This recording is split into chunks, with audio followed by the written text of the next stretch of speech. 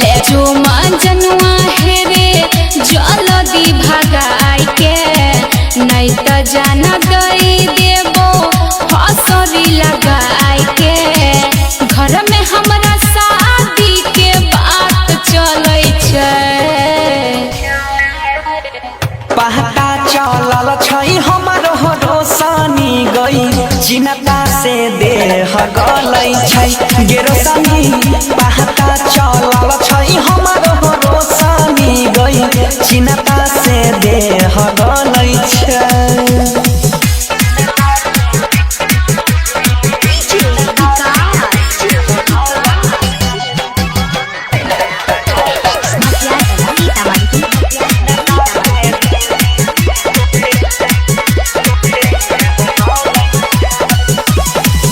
करे छन प्यार किया बनै छी कठोर रे।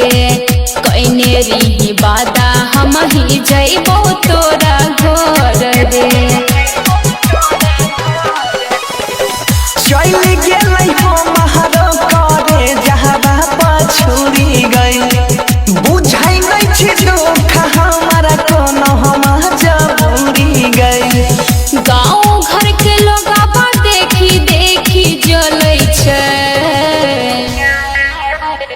पहता लगल छै हमरो रोशनी गई चिन्ता से देह गलै छै गेरोसनी।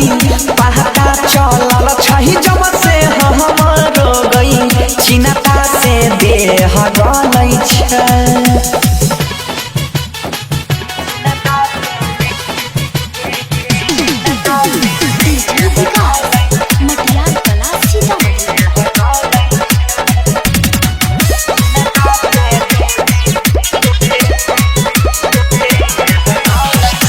खैने रही क्रिया देवी माई के पना जाल में कहली कि मगिया तोहर भरबो कोनो हाल में।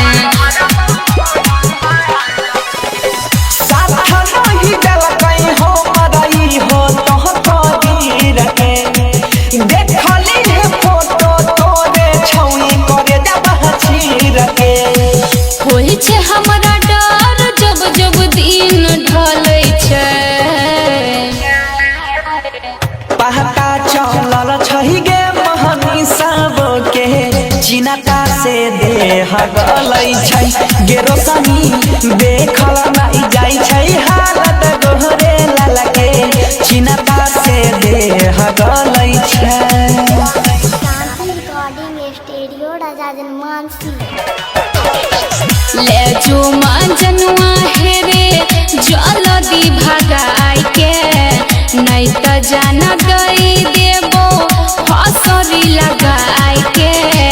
घर में हमरा शादी के बात चलै छै, पहता चलल छै हमरो रोशनी गई चिन्ता से देह गलै छै गेरोसनी। पहता चलल छै हमरो